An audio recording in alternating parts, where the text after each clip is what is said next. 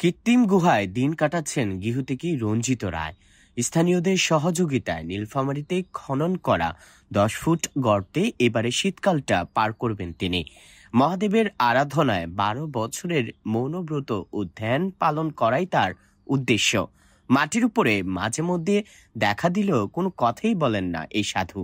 দেওনায় নদীর তীরে অদ্ভুত এই সাধুকে দেখা যাচ্ছে কিছুদিন ধরে। স্থানীয়দের কাছে পরিচিত হলেও আচরণে তিনি অচেনা। 2020 সালের শুরুর দিকে ভারতের তীর্থ শেষে নিজ এলাকা নীলফামারীর জলঢাকা উপজেলায় ফিরে আসেন রঞ্জিত চন্দ্র রায়।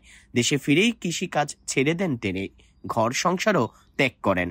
গৃহত্যাগী সাধু মহাদেবের আরাধনায় 12 বছরের জন্য ধ্যানে বসেছেন রঞ্জিত রায়। এই নিয়ে নীলফামারীর ধর্মপাল ইউনিয়ন পরিষদের চেয়ারম্যান আবু তাহের বলেন, 12 বছরের সাধনায় লিপ্ত হয়েছেন এই সাধু।